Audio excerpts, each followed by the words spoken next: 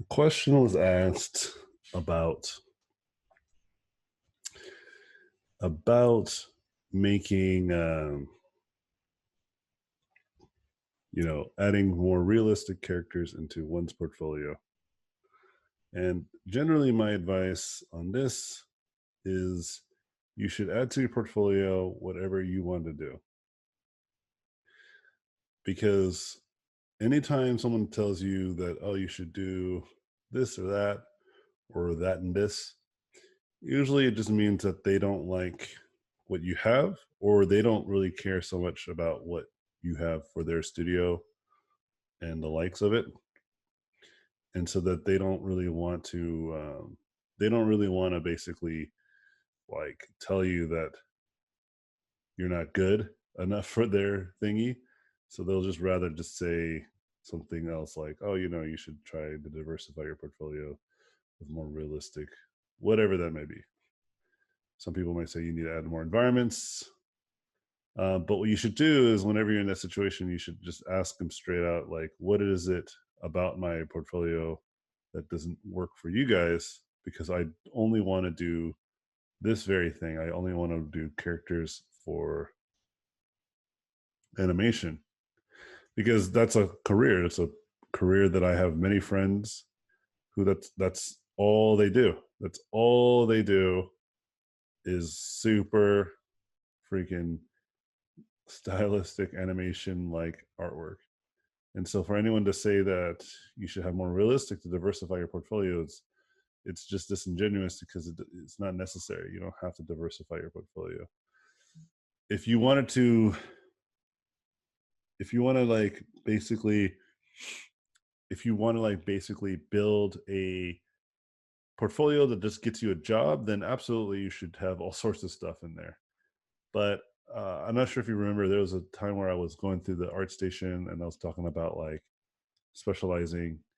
Usually when you look at people's work who are generalists, they aren't very good. And when you look at people who are specialists, they're very, very good. And if you look at the difference between specialists and generalists in terms of the working environment, it's very clear that most professionals are specialists.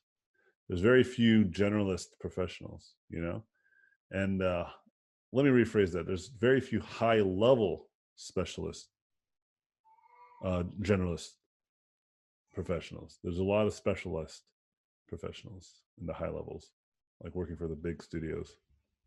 So that should be your first clue to like maybe that's not the best advice. So then what should you do? Like what should you aim for then? Like where should you try to work if you have a hard time like getting work? Well, the companies that you think would want you to work there, right? Like you need to apply to the studios that you think would like your work. You needed to go to events where people would appreciate what you have. You need to go to Lightbox this year. Now I know you're in a different country and it's going to be probably very costly, but it's worth it. You'll go and you'll find that it's going to be really eye opening, and you're going to meet people who aren't going to tell you to have more realistic stuff in your portfolio. They're going to actually tell you the opposite, that you don't have enough stylistic stuff in your portfolio.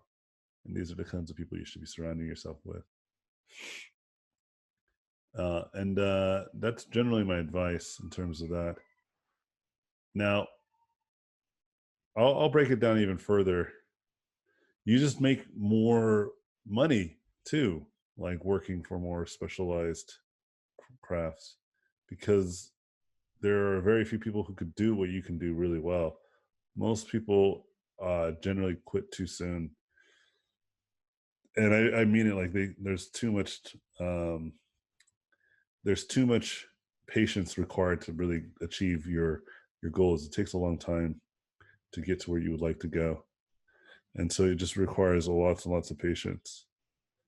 And so you just need to be able to be patient, and you need to wait it out. And when you finally get a job, like becoming a character concept artist, you'll notice that there's very few positions for those jobs, and they pay very, very well, especially if you're really good at it. Versus generalists, like a lot of small studios will hire a generalist because they need someone to do multiple jobs, and they can't afford to hire like an individual to just do that one really good job at the rate that they deserve. So that's usually my thinking behind all that. So, and you had a question about like management of freelance and stuff like this. So my advice on that is that you should try to like always use some sort of system that keeps you in check. For me, I use a calendar. Um, I use a calendar and I use lots of lists and timers. These things help me a lot. I notice that people who do not use some sort of scheduling system tend to really let their time slip by more often than they would want, including me. That's why I started doing it. But in terms of like managing and getting more work freelance, like I already kind of gave you that advice with the first critique, or sorry, first answer to your question, which is like go to events, talk to people, build a quality portfolio. But anyway, I digress. Y'all have any questions? Just wanted to start off with those questions for the final class. Yep. Yeah. Oh, there you go. Yeah, I've got one. So should I kind of hard reset my ArtStation page now, because I feel all my previous works just old and and I don't No, know. no, don't do that. Just make it a mission to hide them by posting so much new work. Mm-hmm. Make it like a quest to replace the old with the new. Oh, okay. Yeah, I wouldn't get rid of them. There's something nice Mm-hmm. about having older work too on the same page. Just like Mm-hmm. have it so that people have to scroll to get to them eventually. Uh, because you can always cater your portfolio outside of your ArtStation, and even inside ArtStation, you can organize it Mm-hmm. so that it's like you have your portfolio, and then you just have all your works, and so people can see all the old stuff you did too. But when you go to like an event, only bring the work that you think is the best. And Don't bring all the old work with you. Just bring all of the best work with you when you go mhm. to some sort of an event. And about portfolios, if you would be an art director at a company, I would Uh like huh. to go. What would you like to see in my portfolio? I mean, do you think representation is a thing that I should work on when I build it? What do you mean representation? Um, I mean, a lot of notes and sketches and all mm, the look of the portfolio, not just the artworks, not just the final artworks, Mm-hmm. but how the whole portfolio looks like. Uh I huh. don't know if it's understandable that I how I say it. Just good artwork is all you need. Having all the other Hmm. stuff is nice and flashy, but Hmm. if you have to have that stuff to make people uh, ignore all the weaknesses of your work, that's kind Hmm. of the Hmm. problem. Um, I usually recommend people just have a focus on their work Hmm. entirely, and just try not to worry about whether they had enough like logos or like Hmm. text in the right spot. All that matters in terms of presentation is the final work. Hmm. Okay, just Okay. focus on great quality final works. Yeah, just focus on that, man. You don't want to spend like another hour just making your images look nice on like Hmm. paper.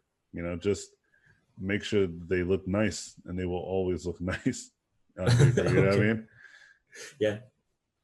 Like Okay. don't feel like you have to add more to them. Hmm. There's no need to add more representation to the image. You can just keep it simple. Hmm.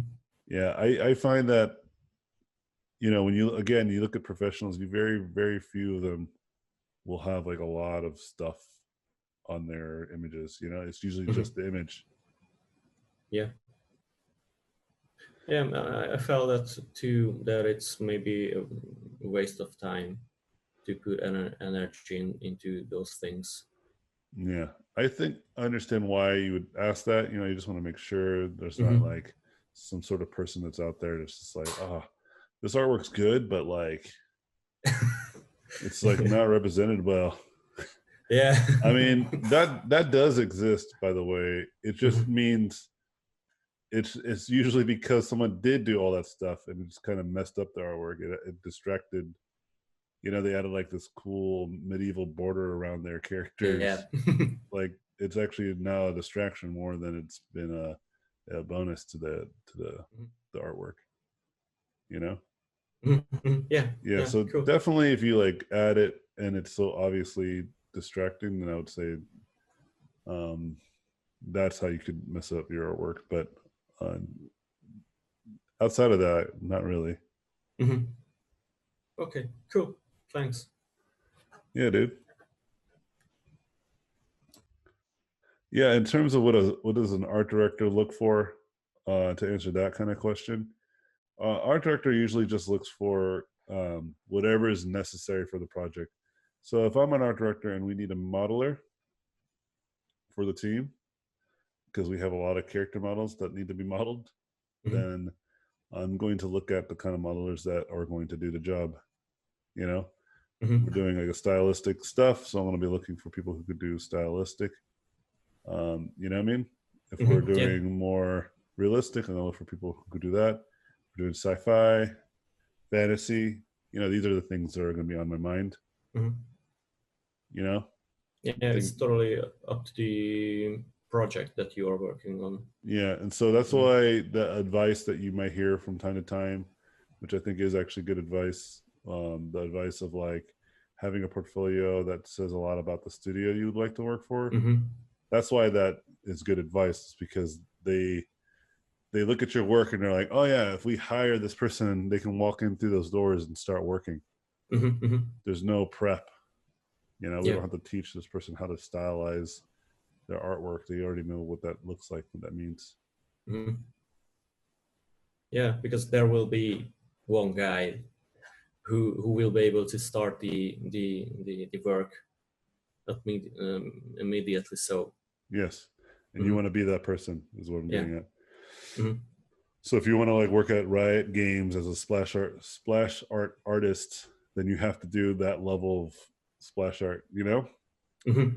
Like I don't even think I could do that based off of my portfolio, like get hired to do any Hmm. of that stuff. There's nothing in my portfolio that says that I should be able to do it, even though maybe I could, Hmm. giving me enough time, I think I could pull it off. Right. Hmm. It's just, there's nothing in my portfolio, but that's because I don't necessarily care for splash art. It's not that, it may not be so much that I don't have the ability. It's more that I don't want to do it. Hmm. Yeah. Yeah. Okay. Okay. Thanks. Yeah.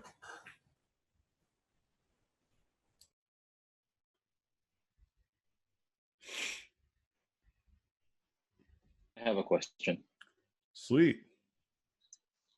Um, Wait, what was it? I don't know. Oh, yeah, regarding do you think it's a good idea to eventually start focusing on developing your own unique style, or do you think learning existing popular styles such as like Riot style or like anime or Korean mobile game style is more useful? Well, that goes back to the first point, which is what do you want to do? Okay, Yeah, that's fair. because here's the problem is that if you get really good at Korean mobile game art, but you don't really like to do it, you just did it because you felt like you should because it's popular, and then you get the work to do it and you don't like it, you'll end up being stuck there and then getting better at that thing because it's what you're doing every day, you know? And then when you get better at something you don't like, you only keep getting jobs at that thing. It's not like a thing where they're like, all right, we like that you worked for us for so many years. Now, what do you want to do? Like, what do you want to do? I want to be a concept artist. That's not going to happen because you've gotten so good at the other thing. Like, that means they would have to replace you, you know? Mm. And it's like, well, we can't just replace you. You're an asset. So you can't just switch careers. Admits, like, they didn't hire you with the hopes that you were going to switch to concept art. They wanted you to do mobile splash art, right? And this has happened too, where people who tried to switch, you know, essentially genres of career, and then they got declined just because they were already filling a different hole, you know. And then there's other situations where people switched successfully and failed at the other job because they aren't actually skilled in that, because they spent all their time getting really good at this other thing. See what's going on here? Yeah. So it's best just to focus on what you want to do and get really good at that, you know? And Yeah. there's no reason to be naive about it. Of course, some careers are going to be harder than others. Okay? But that's why we shouldn't focus on what's easier to do, but focus on what you want to do. Make sense? Gotcha. Yeah, because if you focus on what's easier, that kind of defeats the point of why you probably wanted to be an artist in the first place professionally, right? Is so you can have a job that you feel really happy about and you feel fulfilled, you know, and you work on cool projects and feel like you have a real stake in the game, you know? I'm sure that's what most of you guys want. And that's hard to get that position. That's why I don't encourage distractions, you know? And trust me, man, I've been working in this industry for a long, long time, and I have met many artists who have fallen into this trap of thinking, and they are very regretful of that. They hate it. You know, they feel stuck. Yeah. They're still like in the position that they wish they didn't, you know, kind of dive themselves into. Cool. Yeah. Make sense? Yep.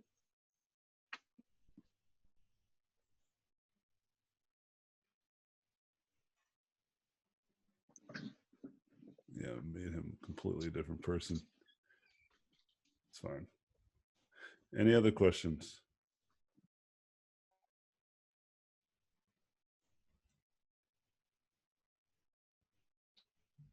So for me, I know that anatomy is definitely something I need to focus on and get better at. And like you said, those values as well. Yes, sir. So what I'm thinking is, what is the best approach to that? I know some people online, they'll do like the little spheres of different materials to, like, one sphere will be ice, one sphere will be metal, you know. With that, like, should I maybe do more of just like still life where I'm looking at a picture that maybe is having more of metal and just try to draw, you know, replicate that? Or should I do something similar to, you know, the spheres of different materials? And then likewise for anatomy, should I be doing like the figure drawing where I'm timing myself when trying to do it? Or should I just, like, you know, maybe do some poses, take pictures of my friends, and then try to draw them like proportionally correct? Yes. Okay. That's my answer. Yes. See, so the great thing is that you have all of these great ideas of how to improve, and they are all right. What is the kind of the flaw of the question you asked is like this idea of like, what's the best way? Like, what should I do to avoid like wasting my time? And the reality is, people don't spend time doing any of that stuff you just suggested. You know, remember how I said earlier, like the main problem why people don't get good is because they just don't do it. Right? So everything you suggested is exactly the things you should be doing. Now, the reason why I Okay. generally try to avoid telling you which one you should be doing, like right now,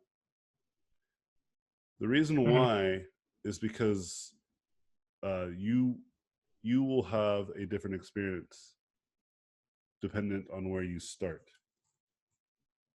Okay, Uh-huh. so if we were at a soccer game and I'm like, all right, kick me the ball, and as you went to kick the ball, you like tripped all over your feet, right? And I'm like, oh, what the? And then you try to kick the ball, and then your shoe comes off. It's like a whole mess. It's like a thing, right? So obviously, we need to practice the fundamentals of like dribbling the ball. We have to practice the fundamentals of kicking and playing the game, right? But it seems to me that we should just practice you just moving towards the ball and then kicking it successfully, right? Just super basic, you know? But the only reason why I'm able to know that is because I saw you try to kick the ball and it failed miserably, right? And I'm like, oh, okay, he's not even at the level of kicking the ball.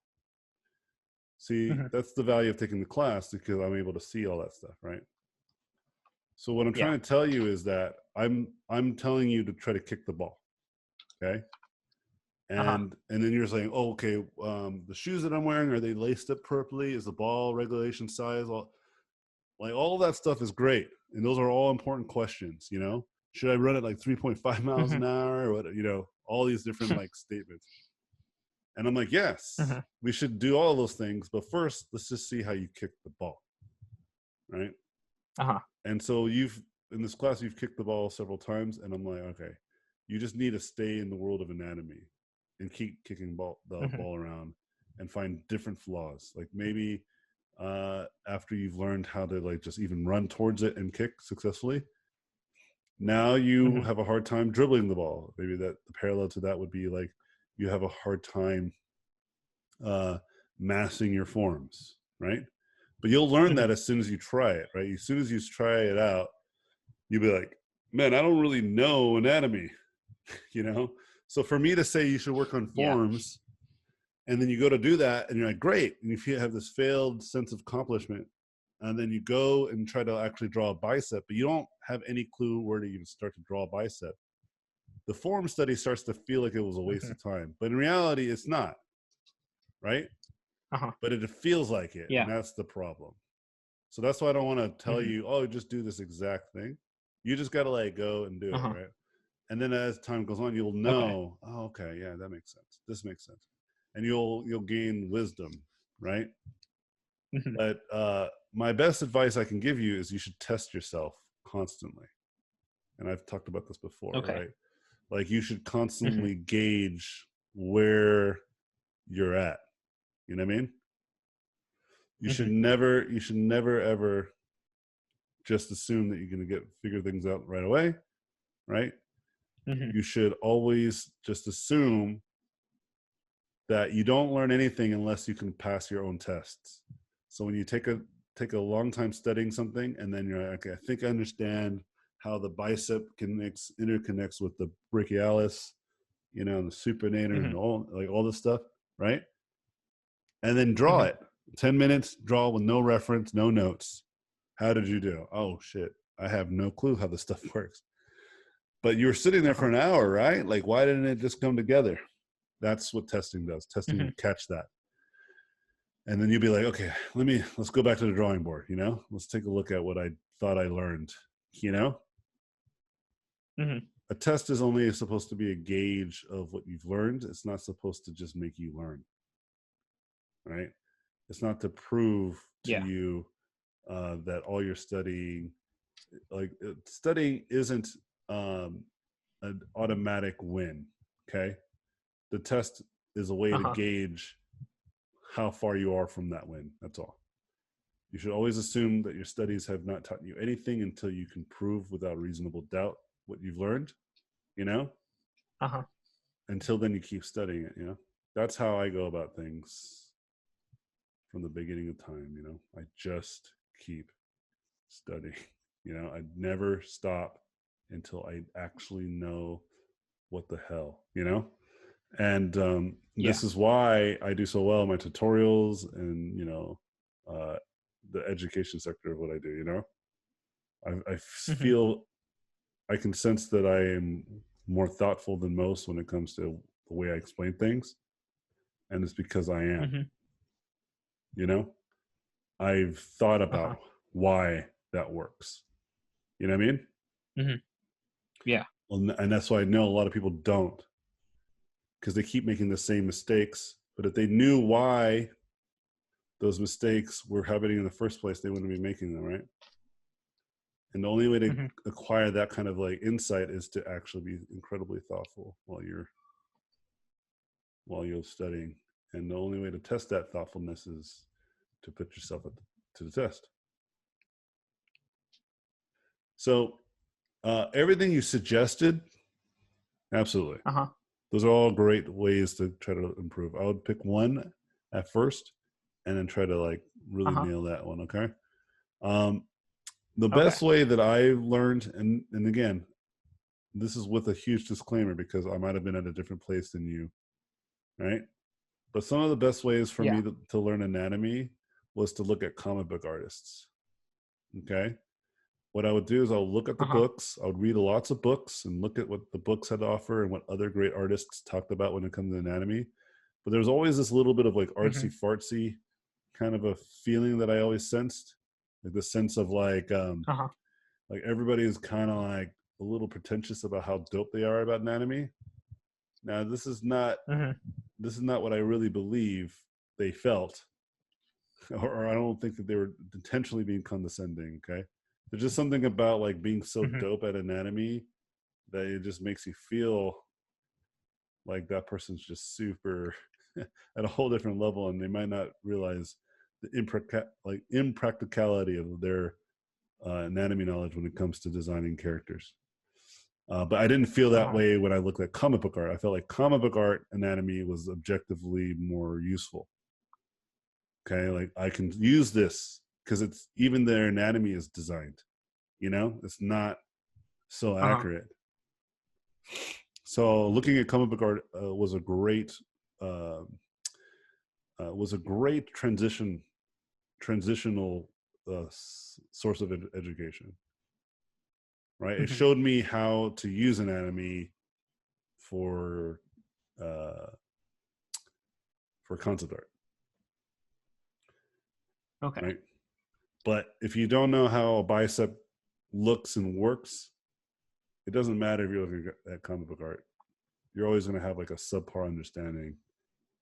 And in terms of how much anatomy should you learn, which is enough, I usually recommend all of the major muscles. You should at least know how they work. Like if you can go to the gym and work out every muscle accurately, the show muscles, you know, like the bicep, tricep, deltoids, the quads, the hamstrings, the calves, the pecs, abs, the obliques, deltoid or the lats, the traps, you know,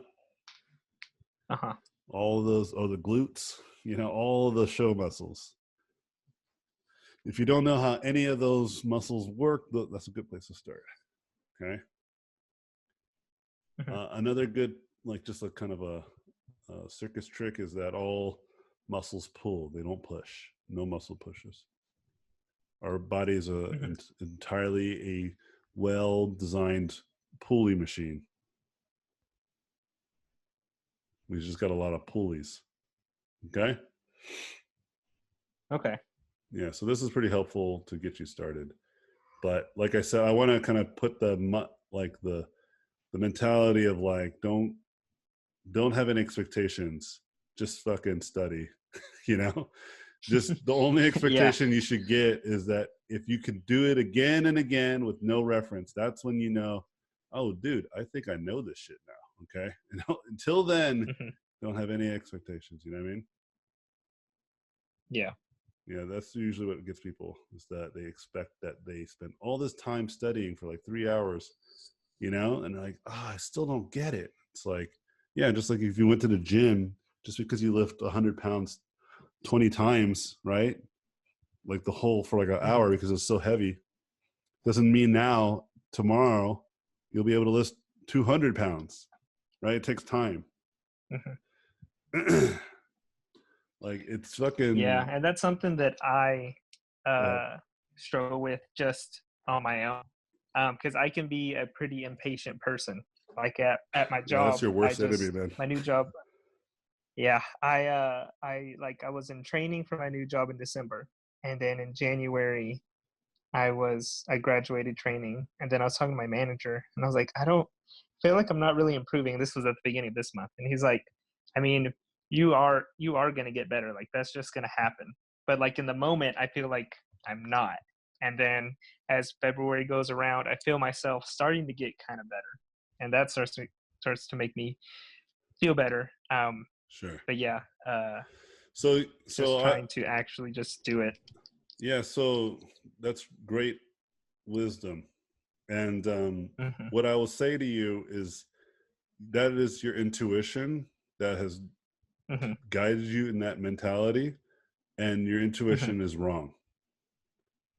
Mm-hmm. Like objectively, it's wrong. Yeah. You know? And so you need to stop feeding into that. You know what I mean? Like you have to start managing that emotion, because it's going to only Mm-hmm. mess you up, not help you. Right? Yeah. I mean, Mm-hmm. in most cases, being impatient is generally not really that helpful. Okay. There's only a Yeah. few cases where it makes sense, where like maybe your kid's about to get hit by a car and be like, well, maybe my kid will walk across. Like, no, maybe that's a good time to run over and try to save somebody, you know? Yeah. Maybe someone that you care about needs their medicine and there's somebody in line, you know, like there's I think exceptional occasions, right? There was Mm-hmm. there's this clip I saw on TikTok where this judge was like judging this old ass man, dude, clearly like in his 90s or something. And Uh-huh. he's like, "Why were you speeding?" He's like, "I was driving to go get my son his medicine." He's like, "What? Your son sick? He's got cancer, and I have to go get his medicine, and that's the only time I drive." You know, and basically, like he Mm-hmm. got like a speeding ticket. And the judge was like, "Get the fuck out of here, dude. You're fine." You know, because Yeah, I that's think I saw that. Yeah. yeah, it's super good. It's really emotional, and but like that's like when you see stuff like that, you're like, "Yo, yeah, duh." You know, like there are occasions, but like being impatient when it comes to trying to be good at your craft, it can be really counterproductive, and it really doesn't change anything. You know, like it's not Yeah. like if you just work 17 hours in one day, you are going to get to where you need to be in the next day. In fact, it will do the opposite sometimes. It will burn you out, right? And you'll stop working for Mm-hmm. months. And that's actually clearly not a great strategy then, you know, because it's done the opposite for you. It's made you do less work, right? It's just that Yeah. at the moment you felt like I'm going to do this grind, and then you do it and you feel like real wrecked, you know? To me, Yeah. that is a good example of, you know, objectively too, that's not a good time to Mm-hmm. be impatient. You know, patience in this regard is really useful, because what patience does is it manages your temperament, right? Mm-hmm. Manages your resolve, which is really important to when it becomes time to get good at something, to have really good resolve, right? It's really powerful. Uh-huh. So yeah, I would say yeah, just be more patient. You should be all right. Like you've already improved just even in this short time we had, for sure. And now just think about keeping that pace up for years, right? You're gonna get really good. Mm-hmm. You got to remember, I've been at this for nearly 12 years now. It's no Mm-hmm. accident that I'm pretty good. You know what I mean? It's like it'd be weird if I Yeah. was. I'm like, oh, dude, I've been drawing literally every day for 12 years, and I'm still shitty, dude. I still could barely draw smiley face. It's like still, you know, what the hell? Mm-hmm. Right? It's when you start to think about it out loud, right? You start to realize how it's so simple.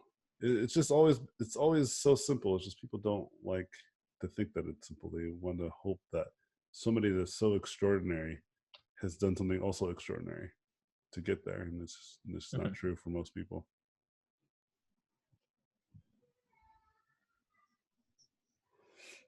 Any other questions? Gonna wrap this up pretty soon. I haven't really had a chance to hang out with my kids. Been running around like a lunatic. Gonna go watch the Sonic movie. Have you guys seen it? I worked on it. I worked on I those want to robots. watch it. I've heard good things about it. I have seen it. Yeah. Oh yeah, did you like it? Yeah, it's good. Cool. Good for the kids. Yeah, I think they're gonna love it. Did you see the robot designs? I did see the robot designs. Yeah, I did those. At least the drones. That's it. Good job, I can't. good job. Like, that was the worst part of the movie, actually. Oh no, I have nothing to do with the story. No, I'm talking about the design. It ruined it. Yeah. No, I'm excited actually. I was happy to watch the movie even before the controversy. I'm a big Sonic fan.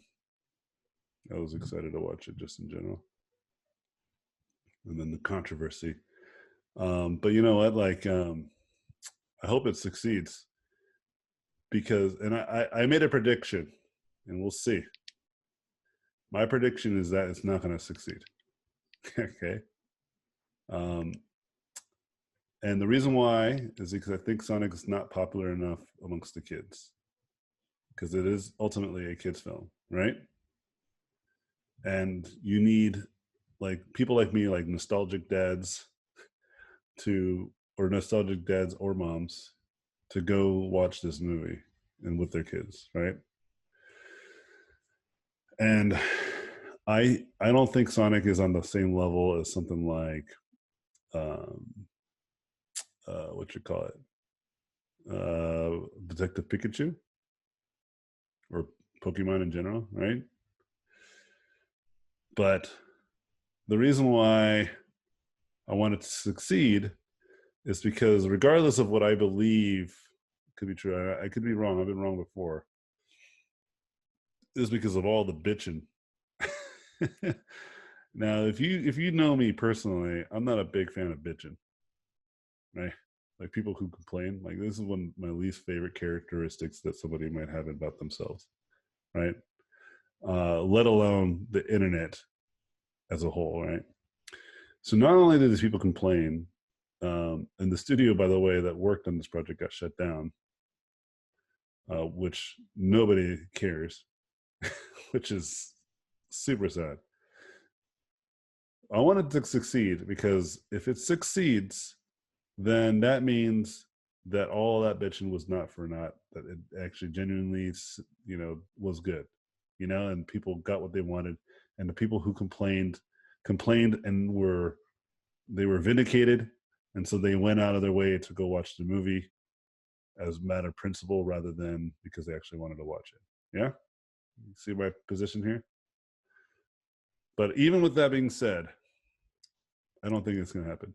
And if it doesn't, then unlike other films where I predicted that they wouldn't succeed and they didn't, I was just like, well, it's just a matter of like they should have known better. They should have known like the market and all this stuff. This one's gonna sting me in a different way. You know what I mean? Because all those people complained and whined about this, and then no one watches it, dude. Hollywood's never gonna listen to you guys ever again, and they shouldn't. You know what I mean? And so I'm rooting for it to succeed because I actually would love to see more Sonic movies. I like Sonic, man. I like the game. I like the franchise. I even watched the cartoons back in the day, and I worked on it too. So it's like, yeah, I want this to be a success. So I can say I worked on a really successful project. It's always nice when you work on the good ones, the ones that do really well. I've worked on many that have not done really well, and so I'm rooting for it. But I am hearing a lot of good things. But again, there's a lot of movies that have a lot of good reviews and a lot of praise, and nobody watches it.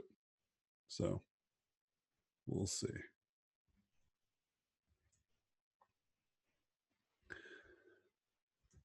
All right. I think I'm gonna let you guys go pretty soon. You guys have any other questions? Uh, not right now. I'm planning on joining the Patreon. Oh, cool, man. So You can ask me questions when we do our workshops. yeah, it should be fun. Yeah. Excited to see you then. All right. Yeah, I think it's been good so far, actually. People have been really receiving it positively. All right. Yeah, I figured if I get this art director position from Riot, that what I'll do is just have two jobs really. Just do art directing and then teach. Because right now I teach and then do concept art, which seems like two jobs, but I'm a freelance concept artist, so it's more like I do 17 jobs. You know what I mean? Because I also manage the freelance stuff. Like it's a whole thing every single time. And I do multiple jobs at a time. I don't do just one. And so it's kind of like it's one of the better ways to maintain a sustainable income, you know. And so if I have a lucrative job at a studio that pays me what I would normally be paid working freelance, then and I have the extra bonus of like, you know, like working amongst other rock stars, hopefully, then it's kind of a win situation for me. And then I can have the prestige as well, which will help with my educational platforms, right? I mean, my platforms do already really well, but it will just do even better.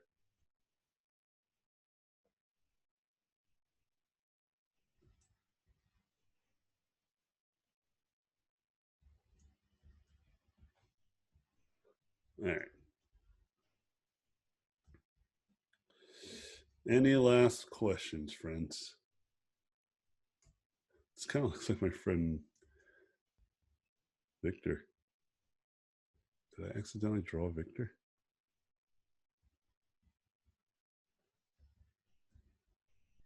If he had like a beard stash.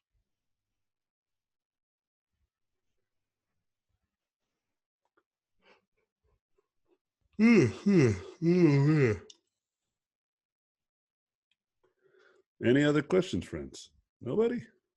Y'all know everything? Not a question, but I think I should just say like thanks, you know, because I feel like, you know, I improved Appreciate quite it. a bit in this. So yeah. Appreciate that, man. That's what I live for, dude. I was talking about this in the morning class, so I went into a large tangent. I don't want to go too much in a tangent again. But like, if I could, I would teach for free, you know? Like, absolutely. If it was in a position where it's just more of a sustainable model, maybe if I do real well with my other careers, I can probably do it. I can get away with doing it.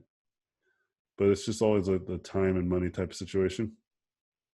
But out of all the things that I've done in my career, teaching is by far my favorite. Like it's the one thing like I never get tired of doing. Like I've been teaching for nearly 8 years. You know, I work at like a different job, like I'll feel like a little bit of resentment, or I'll feel like maybe not resentment's not a good word. Maybe it's more like I just feel like bored or jaded, right? I'm like, let me try something else. I'm working somewhere else. I think I feel differently now that life is kind of, you know, giving me a lot of hurdles. I'm like, you know what? I think it's time for me to be an old man. It's time. You know what I mean? Like just settle down with a real just 9 to 5. You know what I mean? There's nothing wrong with this. And then and then I just teach, you know, like teaching is just probably by far the most rewarding thing. It's super cool to see students of mine get like really great careers going, you know. There's many of them that this is true for, and it's just super inspiring to just even be a part of that, and even if it's a little bit, you know. Yeah. So I appreciate y'all. you guys support me by paying for these classes, you know? That money goes directly into the pockets of my children. You know what I mean? Like they get clothes, toys, food, right? That money is used for very, very important things in my life. So I appreciate y'all. We All right. appreciate you too. Yeah. All right, I'm gonna go ahead and wrap this image up, and then I'm gonna get ready to go. But I appreciate you all. You guys did great work. Appreciate you guys letting me move the class around with my crazy schedule. That's really helpful. Allowed me to kind of stay focused and get some new work stuff going, which is great. Hope you guys learned a lot from the class. I definitely appreciate you guys. Always keep working, keep painting, keep drawing, keep focused. Don't be strangers either. Don't feel like you can't message me on Instagram or wherever. Don't be strangers to each other either. Keep in touch. Like I've been telling you, you got to make those connections, and some of those connections were made in this class. You never know, man. You might be like, hey, we took a mentorship long ago. In fact, I have a student who became an art director, and he hired like 2 of my students. He's like, hey, do you know anybody? And I was like, yeah, these 2 people. And he hired both of them. And I was like, oh, tight. And he already kind of like took my class and knows like the kind of artist that I like to try to make, so he can trust that they're going to do good jobs. And sure enough, they did. He's very happy with them. So don't be strangers. Keep in touch. All right, I'm going to go now. Peace out, friends. Have a good one.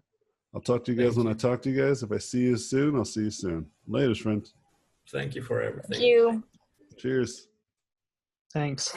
Thank you for watching this video. I appreciate it. Please subscribe to watch more in the future. If you like the video, I would appreciate a thumbs up. If you like this content, you can go to my website, robotpencil.net, where you can find mentorships, tutorials, and a Patreon to get more exclusive content. Thanks again, and I'll see you guys in my next videos.